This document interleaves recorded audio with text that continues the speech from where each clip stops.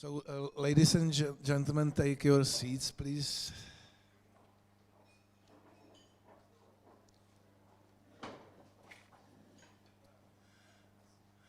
So, good morning, everyone. I would like to say hello first, and thank you for all for being here, and also thanks to all those who are watching us online or will be watching us later. And thanks to ALDE party, which helped to organize it and supported it. Thanks to ANO party, and thanks to the Institute of, and my colleagues from the Institute for Politics and Society, of which I am a chairman. And so thanks for organizing and co-organizing. This is part of Hans van Baalen town hall meeting, which are part of the conference on the future of Europe, which has been happening last year and this year, and it's a chain of debates between citizens and politicians about the future of Europe. We are here today to discuss, but mainly to listen to the audience and respond to your questions. I was asked first to read the house rules of this debate, because these Hans van Baalen meetings have precise rules. So the rule is that even will take full in English, no translation is provided. Colleague from the ALDE Secretariat will be monitoring the social media channels throughout the event, and we will be later on, they would be delivering questions and remarks. If you want to ask something for the live audience, in-person audience, raise your hand and we will provide you a floor. And for online audience, you write your questions and comments on the comment section. So these are technical rules. So I would like to, as I said, my name is Jan Macháček. I'm chairman of the board of the Institute for Politics and Society. And I would first ask my co-hosts for welcoming remarks. My co-hosts are Dita Charanzová, Vice Chairman of European Parliament and MEP for ANO Movement, also Vice Chairman of ALDE Party, and Senator Tim Dooley from ALDE Party, who is an acting co-president of ALDE Party. So, Dita, please. So good morning, everybody, and welcome. It's really nice to see you also physically, and also warm welcome to those who are following us online. First of all, I would like to thank the Institute, to Honza for co-organizing this event. Also, it's my pleasure and honor to have our two co-presidents of ALDE Party, Ilhan and Timmy, with us today. And as it has been said, it's the 5th Hans van Baalen town hall meeting. So it's dedicated to a great European, great liberal Hans. It was my honor having a possibility to work with Hans in the European Parliament. He was a strong defender of liberal values, but he was also a strong defender of free and democratic Ukraine.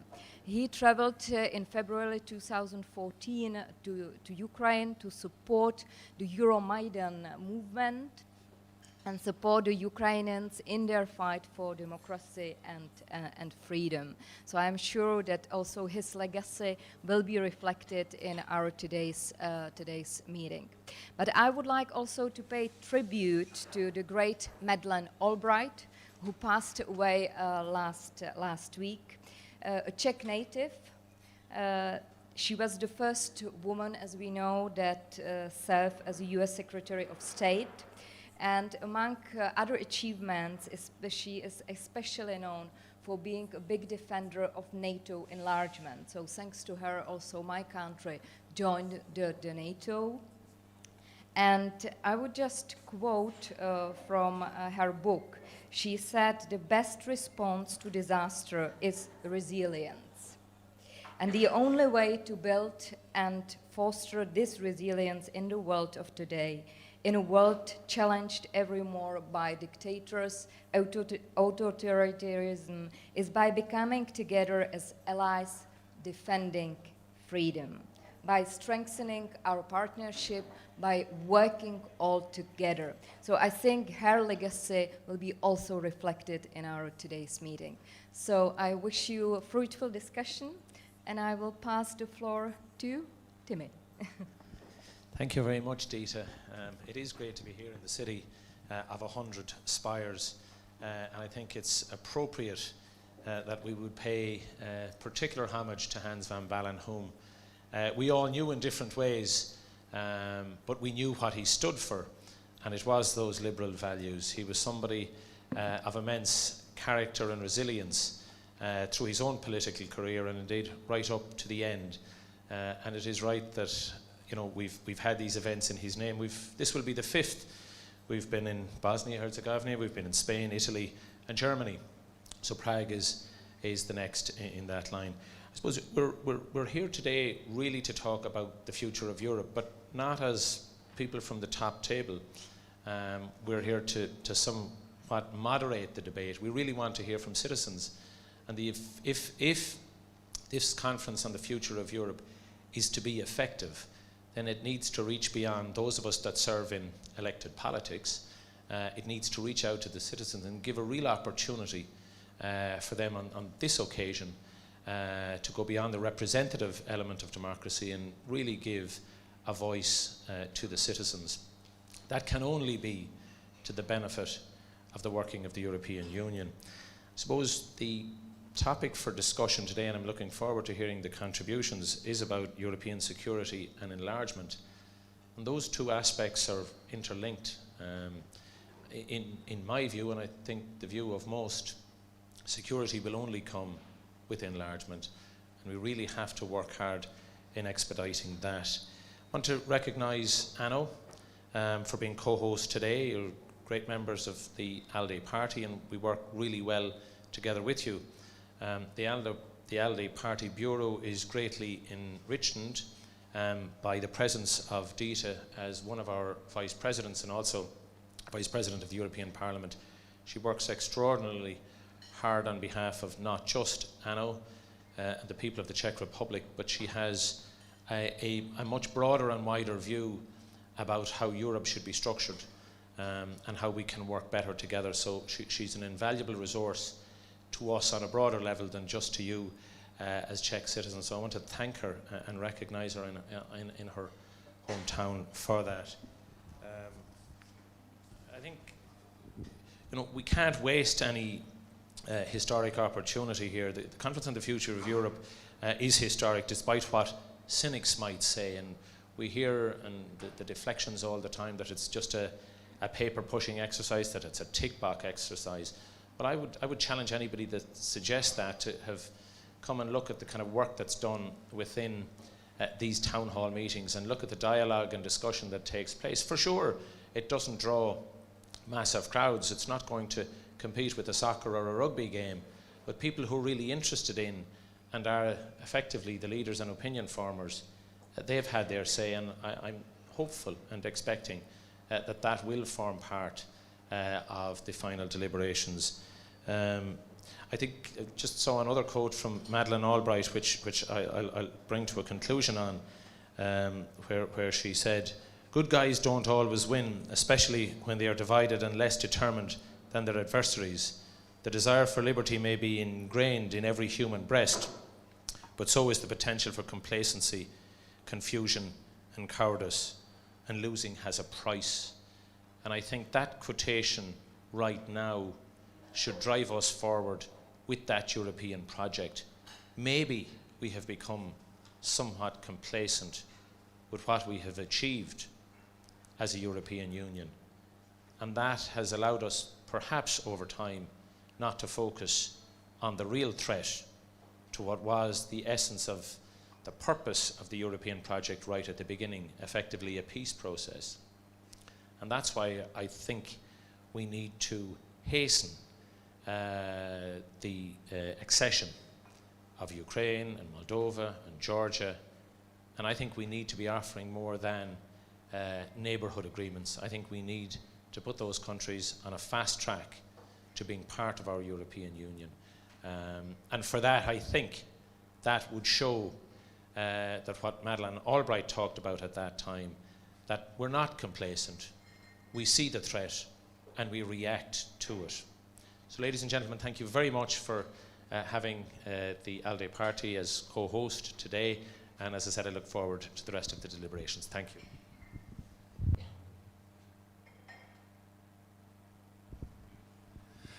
Thank you. Let me introduce the remaining panelists. First, Ilhan Kyuchyuk, member of European Parliament and also acting co-president of ALDE party from Bulgaria. Welcome. Thank you. Jaroslav Bžoch is a member of Czech Parliament and also shadow Minister of Foreign Affairs. Welcome. And Markéta Plesníková is the chairman of Young ANO, which is a part of the ANO movement, but it's these are like young supporters and members of this party or movement. So I would like to first ask all the panelists and speakers for opening remarks, and I would repeat briefly the topic of our today's discussion. So we will speak about the role of EU and in defense and security of Europe, relationship EU and NATO given current situation with Russian aggression. So what we will have to change and what should stay as it is. How to strengthen and redefine European security.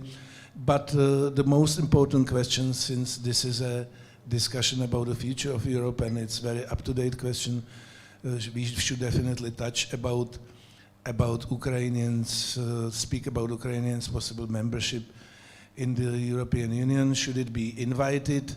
Is it possible to speed up the process? Could someone be skipped, or should it be largely symbolic, since symbolic invitations could last for decades and might be counterproductive? So this is a question for all this, which I would like all the speakers to touch. So we would once again start with Dita. Thank you very much, Honza. I think if I start responding to all your questions, we will stay here till the lunch. But I would pick up on two issues that you mentioned: future of EU defense and future of the enlarged European Union. On EU defense, I think it's crystal clear that due to the war in Ukraine, there will be more political push in the European Union to do more when it comes to European defense. It has been always priority of France. France is now the president, has presidency in the European Union. So obviously they are even pushing even harder this agenda forward. And I think it's really a good idea which we all have to push. But at the same time, I think, as we always say, the devil is in the detail. So the detail for me is how we make this happen within the NATO. Because we know that from the history, the French aspiration has been always to create something like European NATO without the Americans. So that's something which is back in the discussion. But I would argue that we have to do more as Europeans, but we have to do it together with the US. So that would be my first kind of future EU defense strategy. The second, when it comes to enlargement, you said it right, we have countries like Turkey that has been negotiating the accession to the European Union for almost 30 years. And we don't see the light at the end of the tunnel at all. So what we need to offer to Ukraine is really what Timmy also mentioned, kind of fast track or something that would make sure that we make them closer to us as soon as possible. I'm a bit concerned because it was the European Parliament who was the only European institution that clearly said we want to give the candidacy status to Ukraine as soon as possible. We haven't heard the same from the leaders from the European summit. Even so, they said, yes, there is European perspective for Ukraine. They haven't decided on the candidacy status yet. And I think it's something which is missing, and it should be really the first step which we need to do as soon as possible. But I'm sure that Ilhan will follow up also, since we had a quite interesting meeting last week with our friends from Ukraine who are calling every day for their European perspective. And I think that we all agree that what we see in Ukraine every day, it's a proof that they are fighting not only for their future, but also for our future. So I think we owe them the European perspective, and we owe them the clear roadmap to the European Union. So I will pass perhaps to Ilhan to continue my thoughts.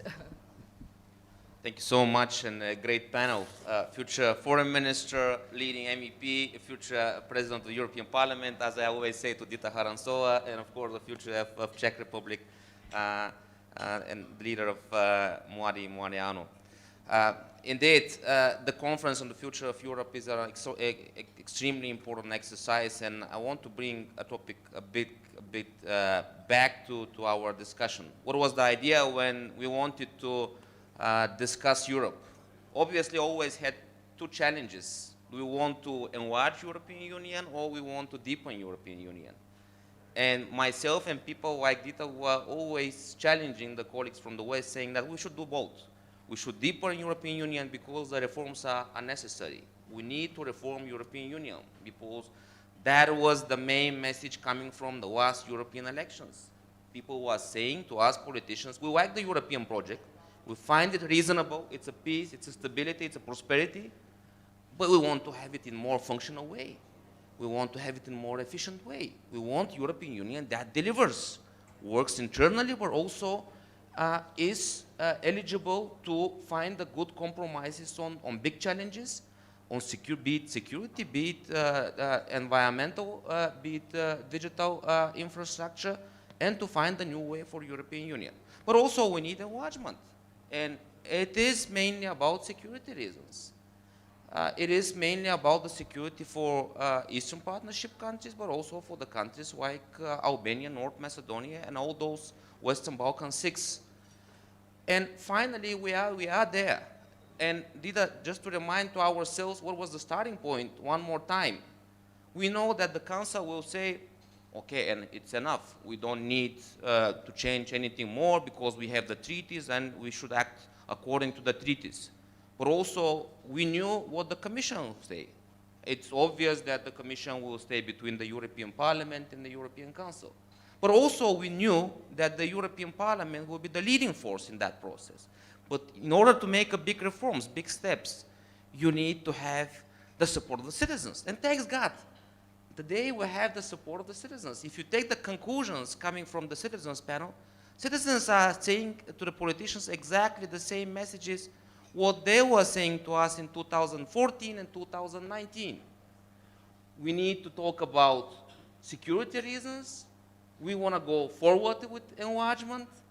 We have to get rid of the unanimity rule, because if we keep talking about unanimity, always somebody like Orban or other political leader in Europe will block important decisions when it comes to European integration.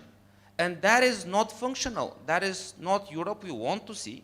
That is not Europe of the next generation.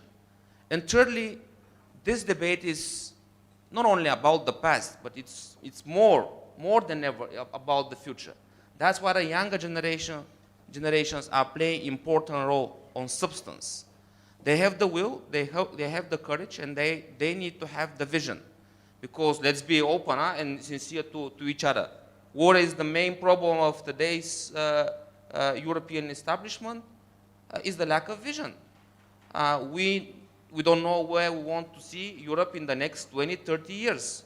And that should be our challenge. And I really hope that discussions like today will bring a visionary approach to the future of European Union. Jaroslav, Bžoch. Thank you very much. Good morning, everybody. I will talk about the security and defense, what I see as a main topic. And actually, honestly, if we are here 2 months ago, we would probably talk about COVID and ongoing crisis in COVID and about economic and other stuff like this. And now we are moving from one crisis, one challenging time to another, and it's a war in our continent, close to us, and it's a war in Ukraine. In the security, it makes everything now a little bit faster than we used to have it in EU. Now we're talking about the strategic compass, which is French priority, and now everyone is probably in favor to close it as soon as possible, because we all know the issues what we are having at the moment.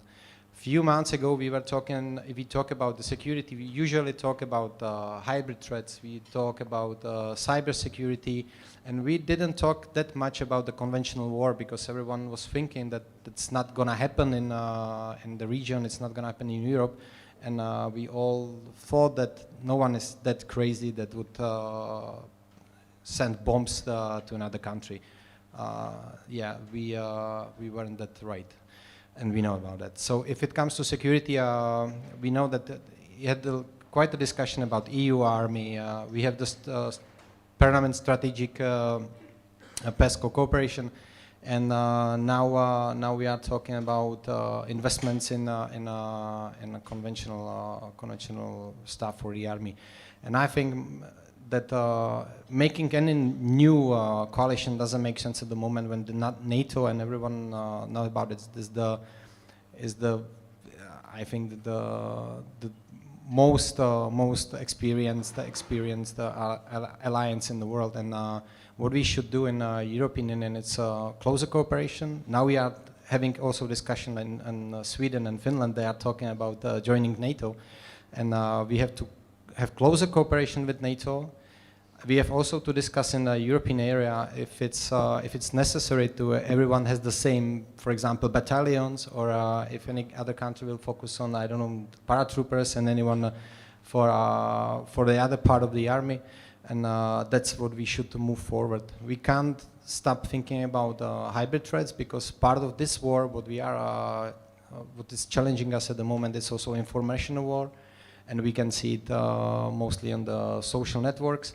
So the discussion should be still ongoing with hybrid threats, information war, but we have also now focused on the conventional war as it is at the moment. So it's not that. Yeah, I will stop here, because you probably have more questions, and I'll finish here.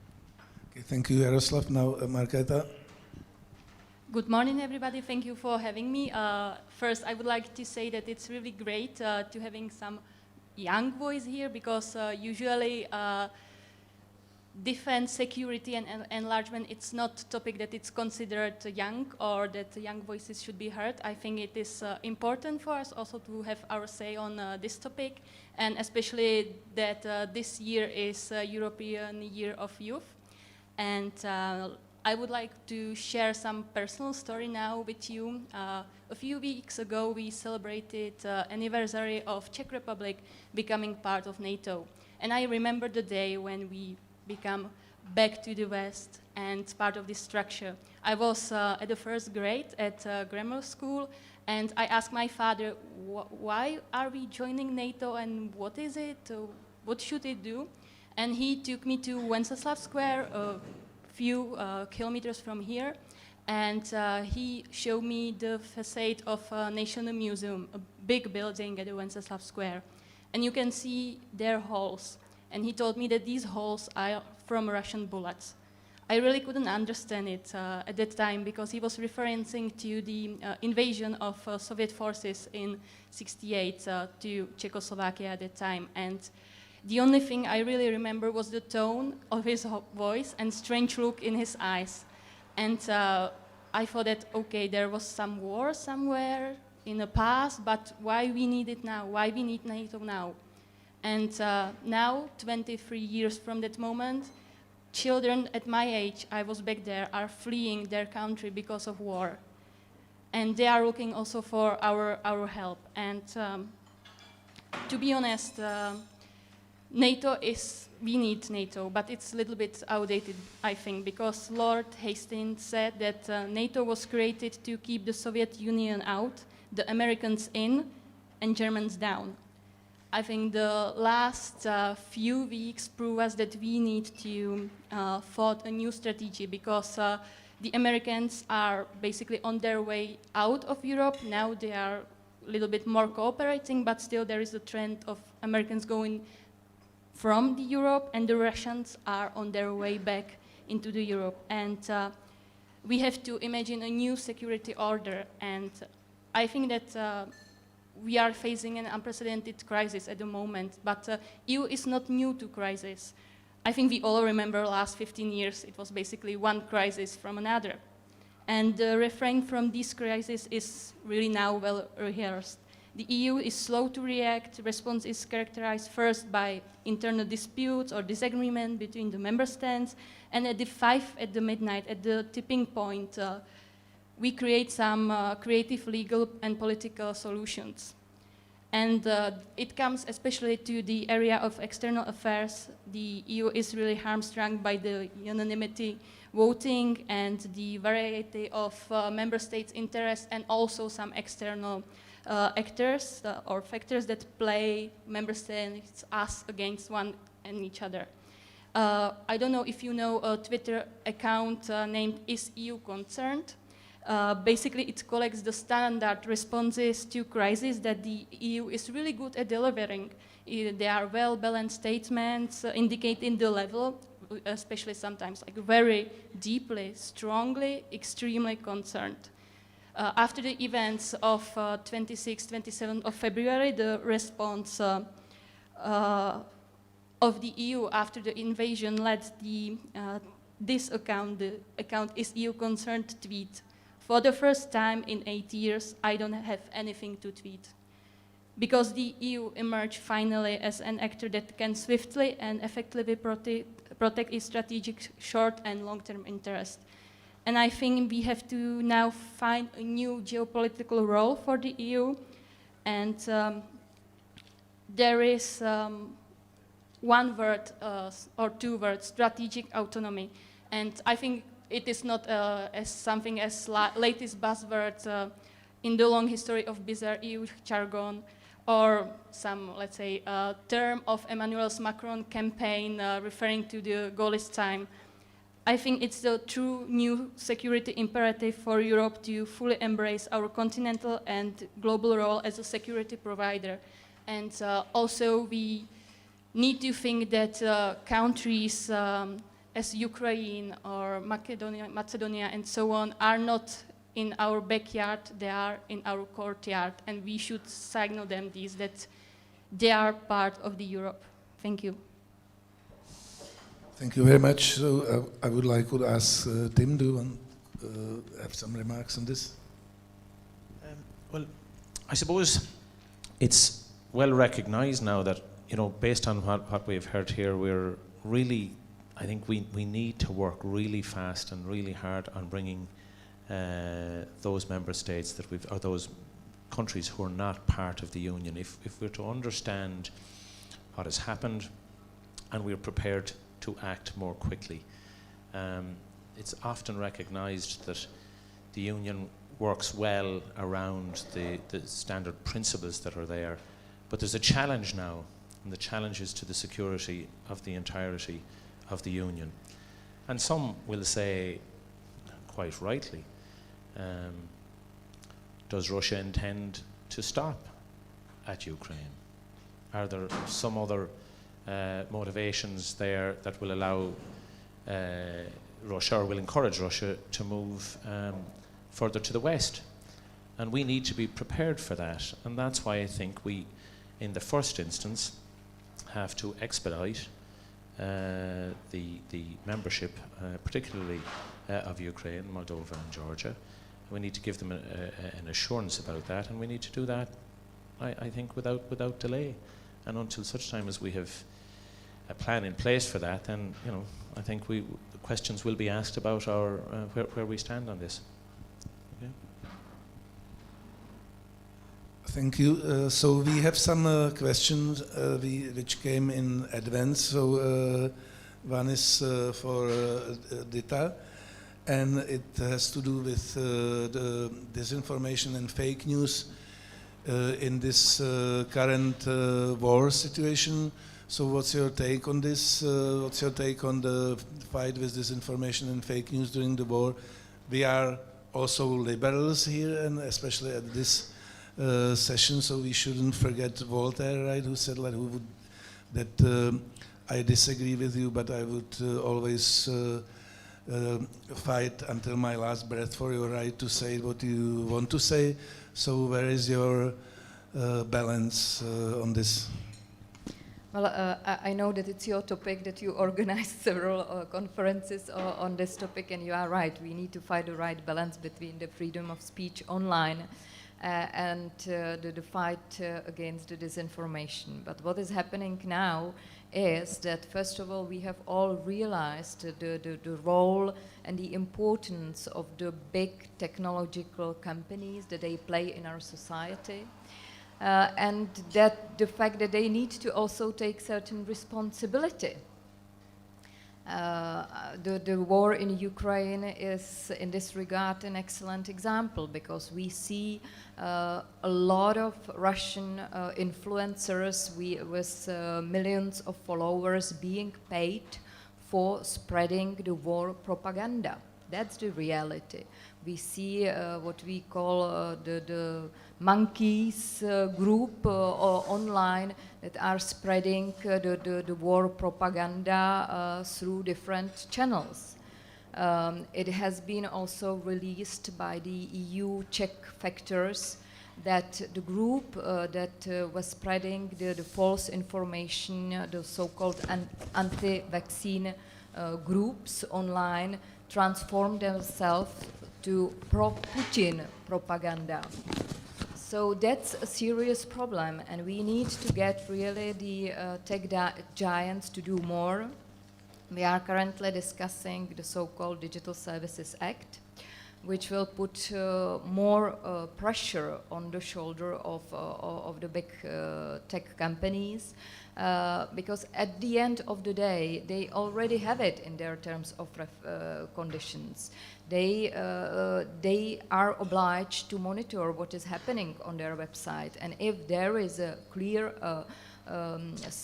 disinformation, if there is a clear breach of these terms of conditions, that there are people spreading the propaganda of war, they need to act. They need to act. The European Commission has been in close contact with a lot of them, so they managed to stop the worst cases, but I would say it's not enough.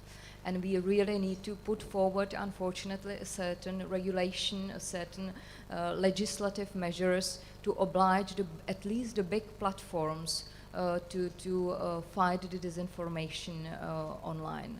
So I don't have good news, but the good news is that we are moving forward. If I compare what was in the European Union 2 years ago, we were just talking. Now we are acting. Okay, thank you. So you are right that it's my favorite topic, but the question came from Daniel Sieberg from Sweden, so I should to be precise. And we also have a question for Ilhan.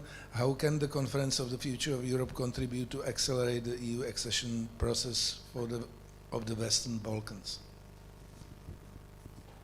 Well, 3 years ago, Ursula von der Leyen said, and I'm quoting, this commission will be geopolitical one. Geopolitical one, really? Do we have a geopolitical commission nowadays? And can I remind you some other geopolitical statements, going back 10 years ago, when exactly the same statement was made by Barroso. And look at what happened with North Macedonia. They're supposed to start a first intergovernmental conference in 2015, and then we had a Greece veto.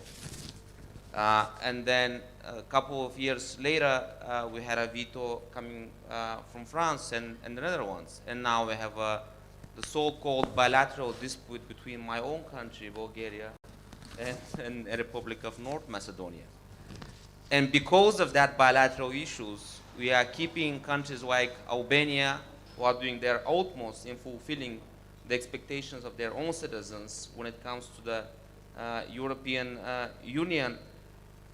They are just kept as a hostage because we still have veto rights for North Macedonia, and we're going to wait a lot of commissions to come together, discuss the historical in-depth processes, and we should hopefully come with conclusion by the end of the French presidency. So we don't have a geopolitical commission, but I think the Ukrainian crisis should be a wake-up call for European Union. We want to play an important role on geopolitics. Integration is a must. Integration is a must not only as a sentence, as a nice phrase that Western Balkans are historically, geographically part of the Europe. Yes, that's true. They are part of Europe. But we want to see them politically as an integral part of the European Union, because we need them for security reasons, because we need them for better economic development, and we don't live in a reality composed by national states. We live in a reality composed by big blocks. We have China, but China is an empire. It's Shanghai. We have, hello, Doc.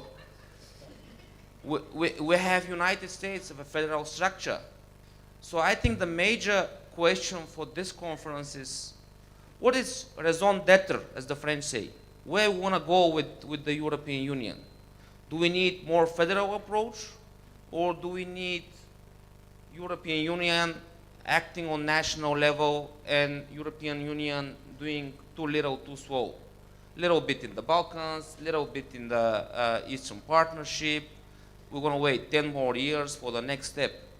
And my answer is clear.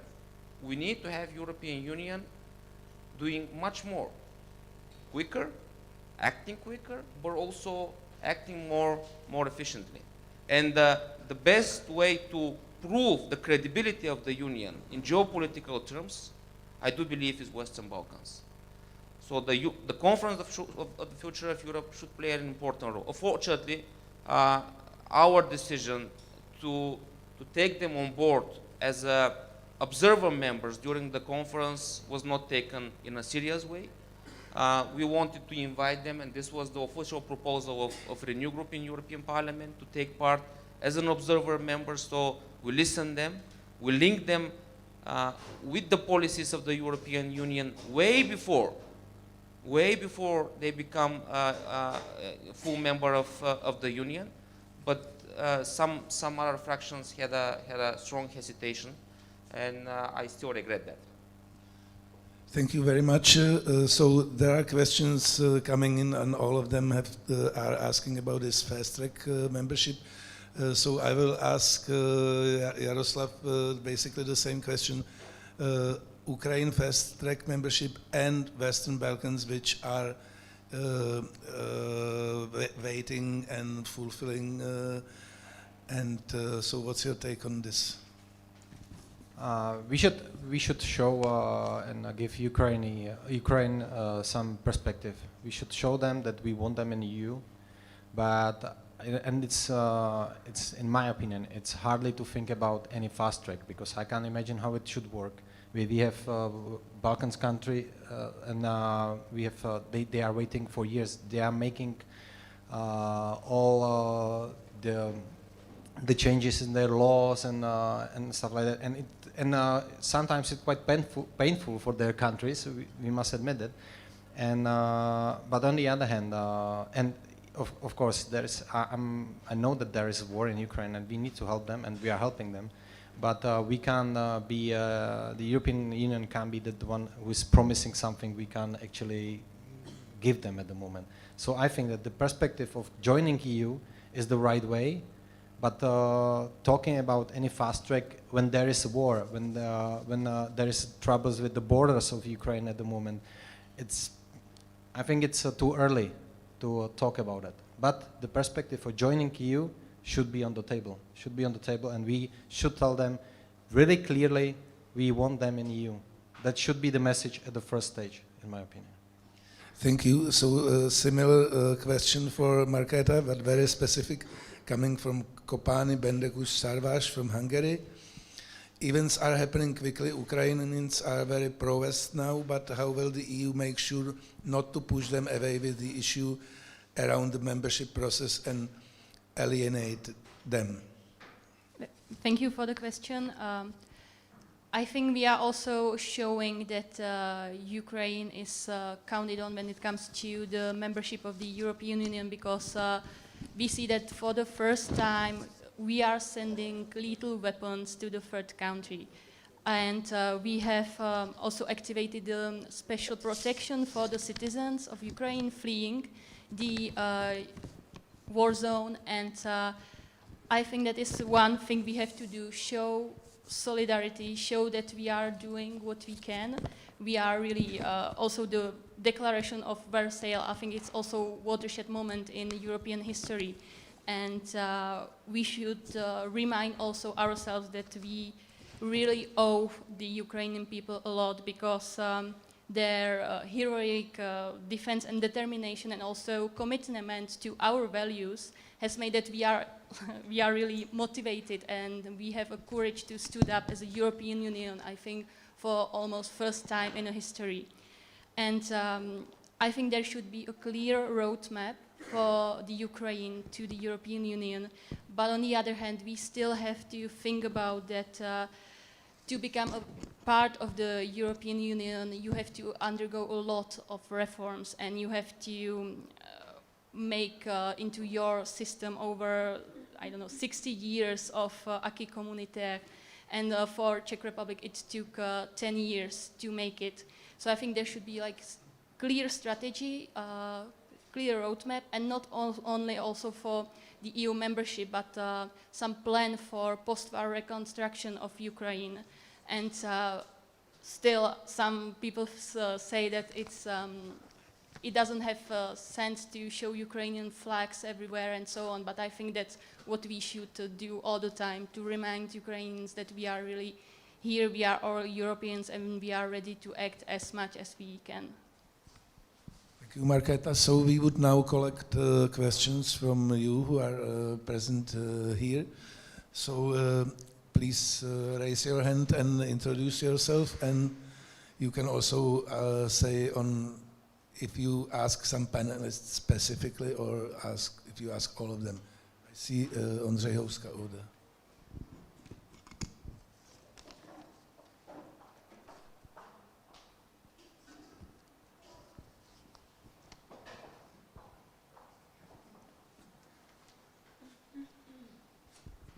Good morning, I'm Ondřej Houska, journalist with Hospodářské noviny newspaper.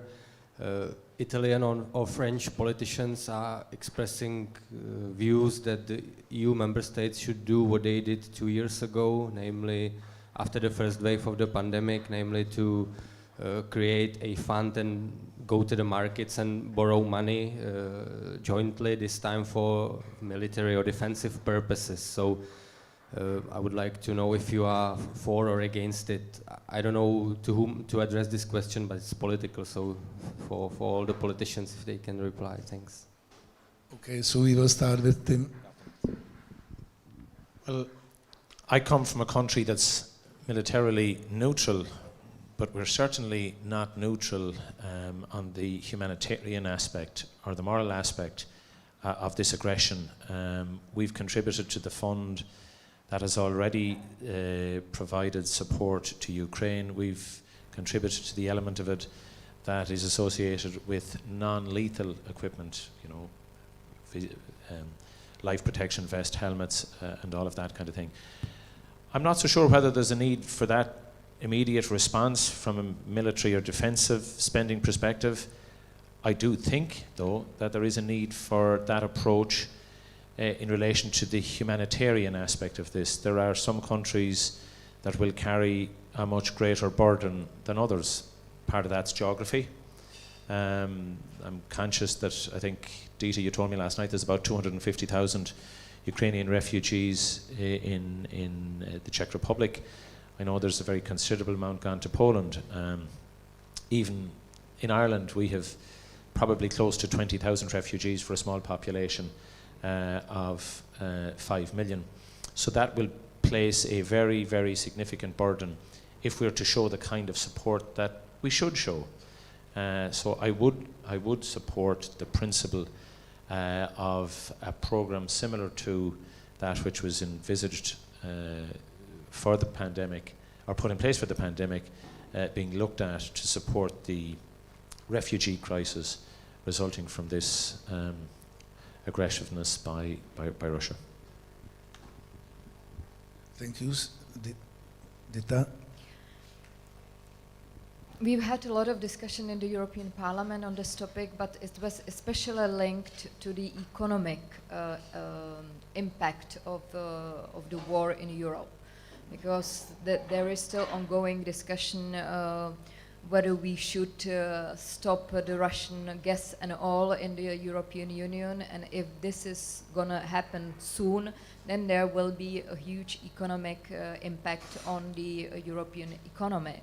So we were brainstorming, and you are right that the pandemic scenario is the one on the table. I remember the tough discussion we had in the European Parliament at the beginning of the pandemic, that nobody could have ever imagined that we would agree on having a European approach to borrowing money on behalf of the European Commission. And then we realized that was the only way out.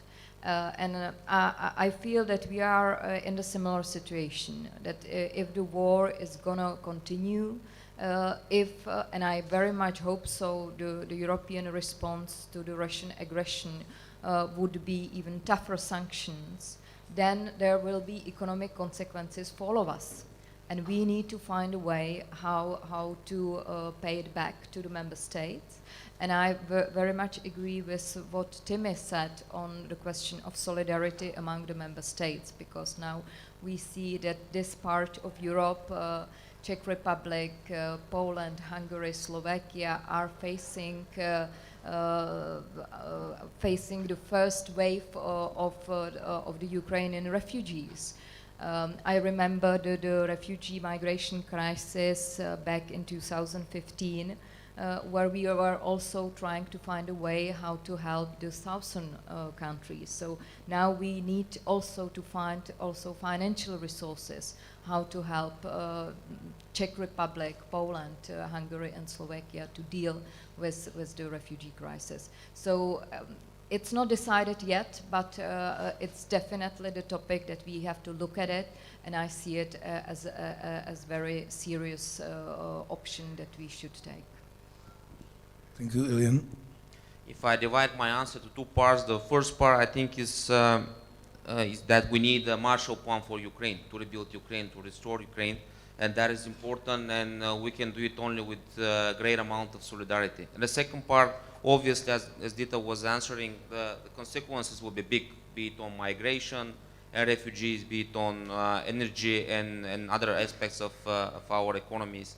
And this will have a big impact on the social life of people.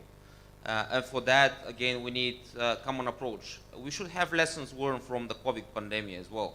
And I think one of the major lesson was that the recovery of the European Union can be seen only if we recover together, only if we exit together from the crisis.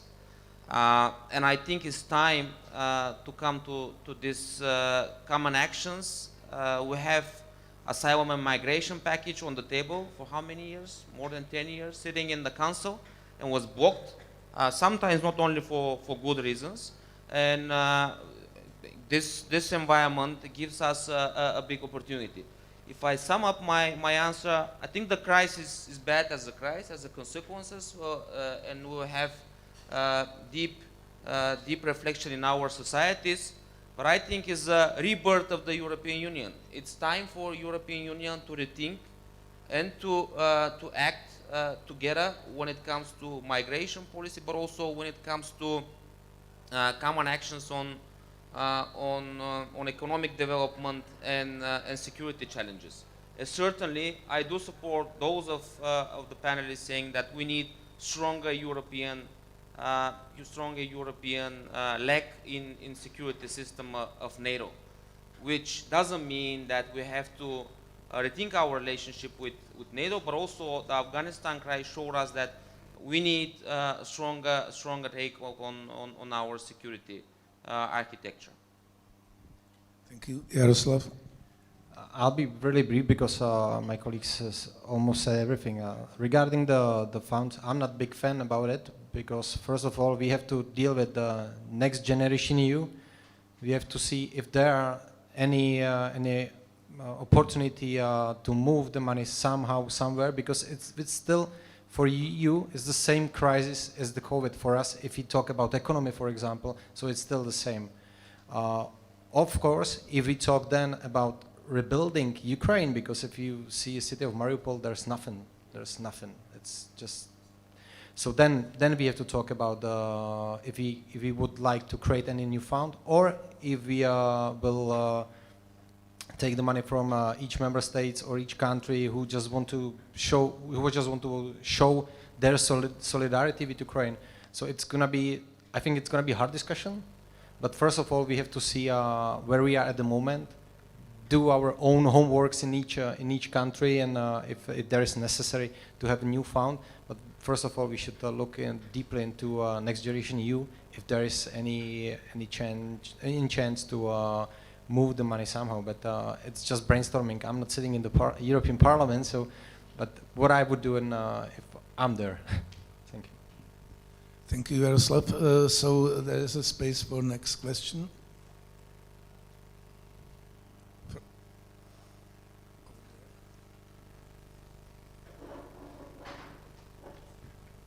Thank you. My name is Roman Maca.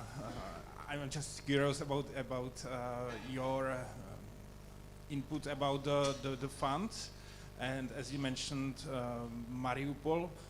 Is there how do you see the possibility that this fund to support reconstruction of Ukraine or Mariupol, about using of frozen Russian money of Russian oligarchs, these yachts and so on?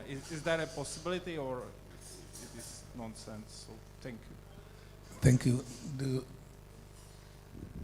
Yeah, I know. I suppose that would serve a purpose, but I don't know if that would provide enough funding to meet the scale of the plan. I think we kind of nearly keep that separate. I think whatever assets are sequestered, for sure, we need to find a way to utilize those. But depending on how the war ends, depending on, hoping that Ukraine will remain free and independent, and that, when the aggression ends, that it will end in a way that the Ukrainian administration remains in place and retains its territory, then as an independent country, it's not going to have the resources itself. So it is, I think, incumbent on the European Union and the member states to embrace the Ukrainian democracy. And part of maintaining it as a democracy is to rebuild it. And we've seen that in the past. Ilhan referred to the Marshall Plan. We saw the reunification of Germany, and we saw how that worked out and how well it worked out. So we've history, we've knowledge, we've experience. We just have to find the financial architecture and, dare I say, wizardry to make it happen. And it shouldn't be beyond the capabilities of the European Union, developed world, first world, to find a way to resolve that. Because the only way that you will show the Ukrainian people the benefits of being part of a first world bloc is to assist them in getting their standard of living back to where it was. I mean, the divide is simple right now, and this is where I feel really strongly about bringing more member states into the Union. It has never been more clear, the divergence between good and evil. That's a reality. And so many of the countries in that region want to be part of what is a positive. And it also will help, I think, a little bit to address the point that Dita talked about earlier about the misinformation that's out there. Of course, there are actors in various different locations undermining the European Union because the values of the European Union are the antithesis to what those demagogues and warlords are interested in. And, you know, it's a little bit like, to some extent, you're fighting armies at one level, but, you know, the armies are now congregating in a social media platform, and the bullets are tweets in a modern environment, and we've really got to work against that as well. So there's a lot of challenges for us, but it shouldn't be beyond our capacity to address that. If we share a common approach, then I think we can do it. Thank you. Thank you. Dita, do you want to add something? I think you have summarized it very well. I was just thinking that we have a Czech presidency coming in 3 months, so I think that would be an excellent topic for the Czech presidency. Hopefully by the time that the war is over and we will be discussing the future of Ukraine and how to help Ukraine. So I hope that the Czechs will play our role in this debate and will shape the debate also with our history, with our lessons learned after the communist regime, and also the way how we, when we were exceeding the European Union. I was in Ukraine several times before the war, and the experience of the Czech Republic was always very welcomed and very much appreciated. So apart from the financial part that you mentioned, I think there is a lot that we can do as Czechs to help Ukrainians on their way to the European Union. I think the most important is to stop the war, and I do appreciate all the efforts coming from US. Of course, European Union and Borrell is doing extremely good work on communicating and putting together EU 27. Our group was mainly critical on him, but I would give him a credit this time that he was doing his utmost to keep the unity. But also I support all the initiatives coming from Turkey and Israel. So all the steps are important, because I do believe that the only way for the world coming together should be the aim to stop the war. Secondly, the idea was putting in European institutions how we can take from the rich Russian oligarchs and give it to the Ukrainians. But we were discussing the idea together with my neighbor. If there is a legal way for that, we can do it. I don't know if there is a legal way for that, but certainly sanctions are working. We have to be more patient. They have to be calibrated. We're going to approve package number 5. Energy is still not there. It's a big issue for the union as such. And I think freezing the assets in the central bank of Russia is the most important part of the sanctions. So those things are working.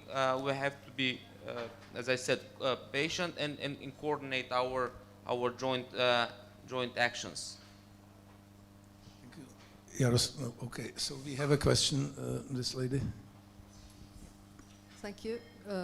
My name is Jaroslava, and I'm from the law faculty of Charles University. Of course, European Union faces a dilemma. What to do first, what to do next, what to do in short term, in long term. And of course, I'm not raising many questions, but one is relating to the citizenship, to the security, to democracy, to the institutions. So it covers a lot of areas. you mentioned that security, that the enlargement is the fast track.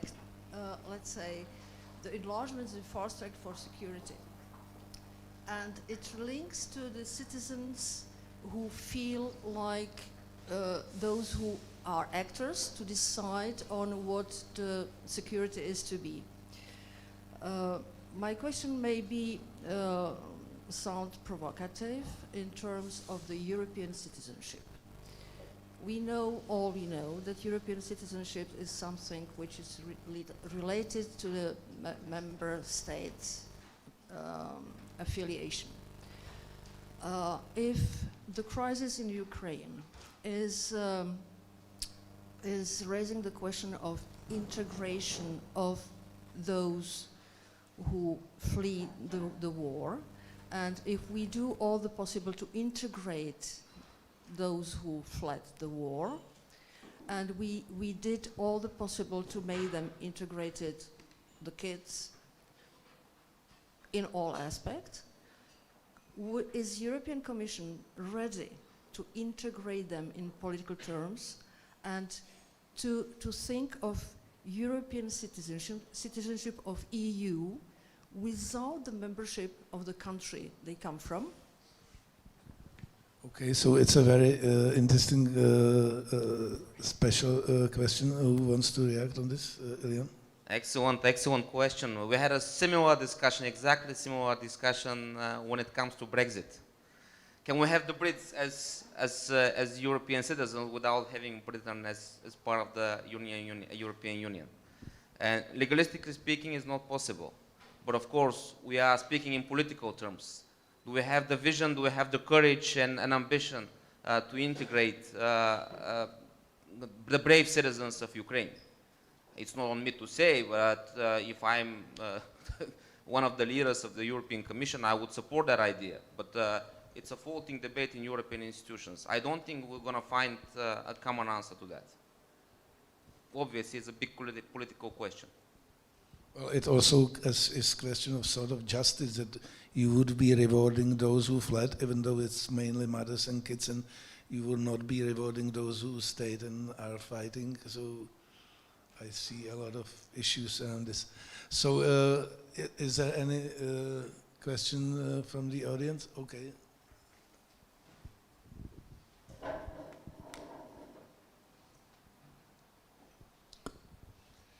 My name is Jessica Riley. I'm an intern for the Czech government. And my question is if there are any specific actions that can be taken by the EU or anyone else to push the accession of the Western Balkans in the future? Well, we already spoke about it, but maybe there is someone who didn't touch the topic, Markéta? Well, as I said about the Ukraine, I think it's definitely, let's say, stay in touch and on track to afford clear roadmap and also assistance, and share what we know that have to be done, and offer a helping hand to those countries in Western Balkans. And as I said in my opening speech, to act as they are our courtyard, not backyard, to take them as a partners and really say we want you in, and this is what you will have to do on this time scale, and we are definitely here to help you. We are not opposing you. We just need you to fulfill these, as I said, the acquis communautaire and everything, but we are ready to welcome you in our family.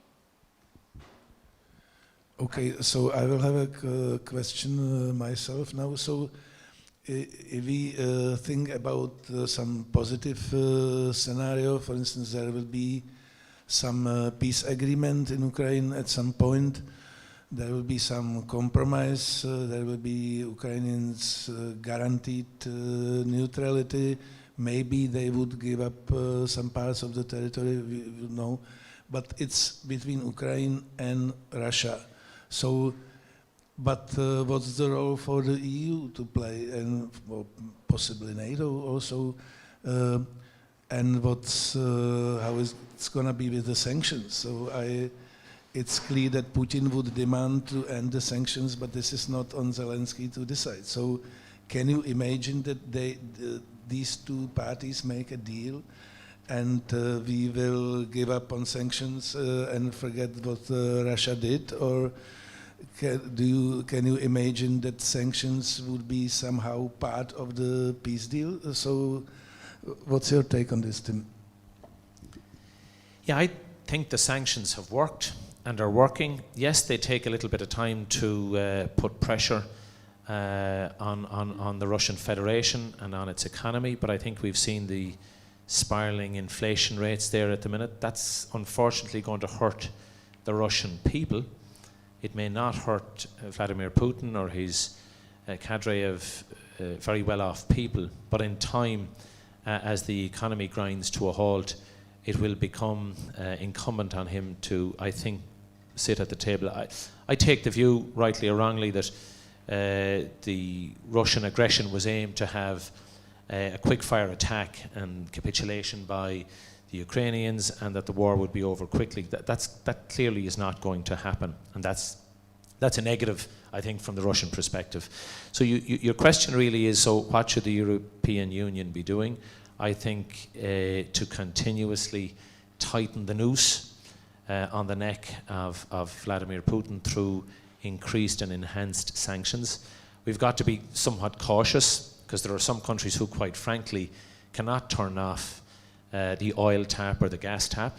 It's just not in their interest. And I mean, with sanctions, they've got to be focused on Russia rather than putting a greater burden on the countries concerned. But we, as a union, have to move much more quickly towards renewables. So I think the question you're saying is, when the sanctions are over and when the war is over, is it back to business as usual with Russia? I don't think it can be. And even though the normalization of activity through a gradual walk back of restrictions, I think the rest of Europe should have learned, I think has learned, that the future in terms of our own energy security is around ensuring that we've invested more in renewables and that we move much more quickly towards that space. That in itself will have a dramatic impact on the Russian Federation, because ultimately that's their goal. And it's our opportunity now, hastened by their aggression in Ukraine, to address our own situation there. So it won't be back to business as usual, because the commodity which benefits the most in terms of the trade, hopefully we'll have taken a different path. But we need to move really quickly on this. And it's not just about dislocating from one location in Russia to the Middle East. It's about becoming more self-dependent on our own natural resources. Thank you. Dita? No, definitely we cannot turn the page. I mean, every day we see the pictures. We see innocent people dying, women, children every day. And it's crystal clear that Putin and his regime must be held accountable for it. Must be held accountable. So I'm very happy that the International Court of Justice started already the investigation. I mean, it won't be business as usual. It's crystal clear for all the members of the European Union. We had in the past a lot of discussion on our way forward with Russia. There are countries like us, like Baltics, that we have our own history with Russia already. There were other countries in the European Union still hoping for certain dialogue, for perhaps partnership with Russia, but it's over. It's over. We need to do perhaps more for the opposition, civil society in Russia. But there will be impact not only vis-à-vis Russia, but also on what we are doing in the European Union. And you see it every day on our agenda. Our agenda has completely changed, from defense to energy policy, to internal market, to our foreign policy. Also the fact that we are now getting closer to the US. The transatlantic agenda is back. something which we stopped with President Trump. We stopped it with the discussion on TTIP. Now we are back on track with the US. So there is a lot of changes due to the war, but we always say in the European Union that every crisis made us stronger.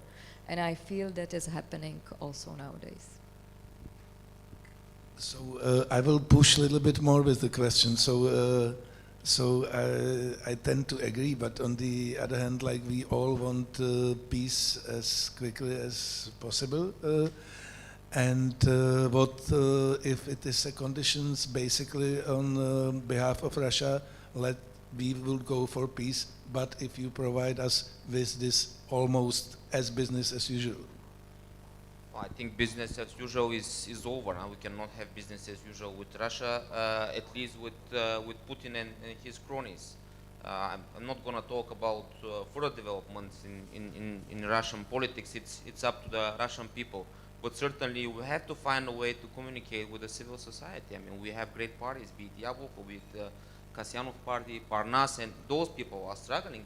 It's difficult compared to 2014. It's much more difficult to go out and protest because Putin, together with his Chinese friends, made impossible for the civil society to go and protest. For the last couple of years, he was building new jails. He was putting new cameras. So that is one of the reasons why the protests for Crimea in 2014 were much bigger than the last protest. And what is happening in Russia is clear. I do believe that Europe has a role to play. I want European Union to play an important role in the negotiations, not only to have France or Germany around the table, but to have a European Union as a pillar of stability and strength, both for the civil society in Russia, but also for the Ukrainians.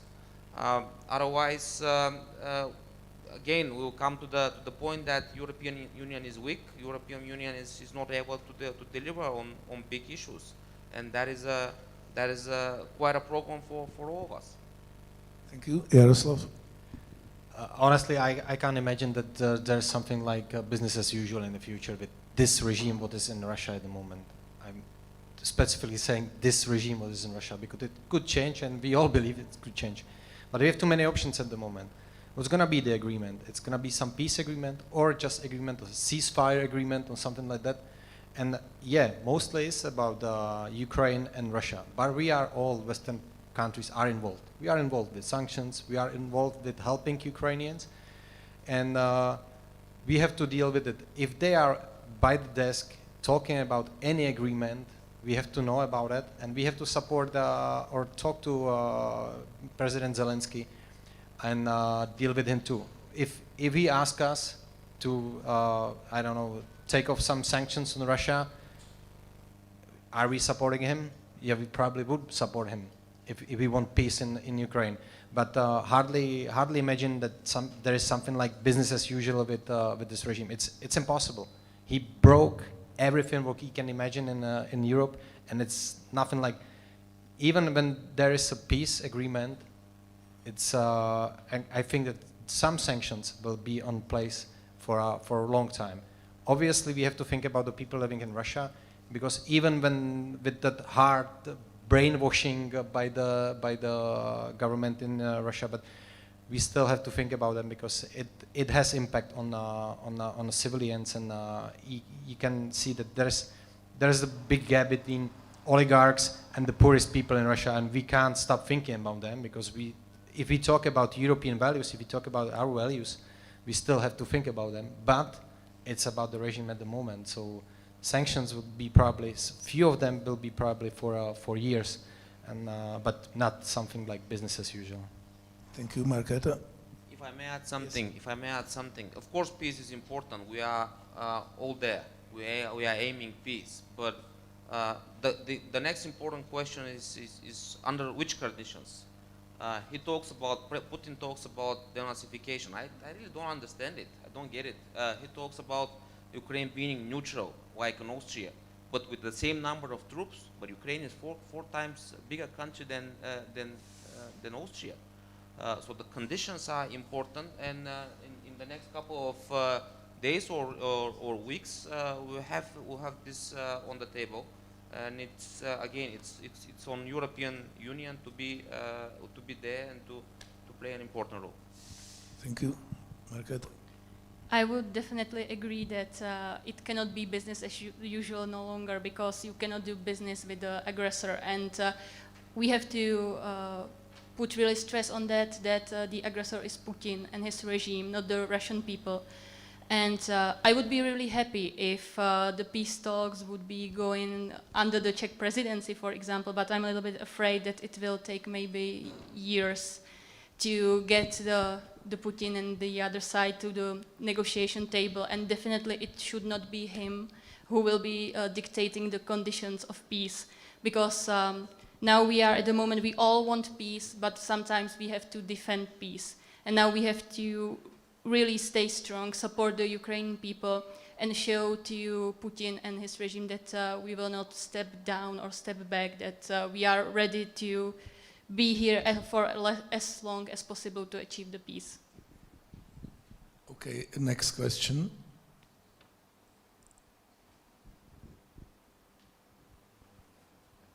Okay, so if not, we are about to, we should conclude because the time is up anyway. So I would like to thank all of you for coming, for watching us online and online in the future. And I would like to thank all my co-hosts, Dita and Tim. I would like to thank Ilhan, Jaroslav and Markéta. And I would like to thank ALDE party organizers, ANO party, and I would like to thank my colleagues in the Institute for the Politics and Society to help to organize it. And I think it was a great event, and hopefully see you in some more positive times. Thanks for coming.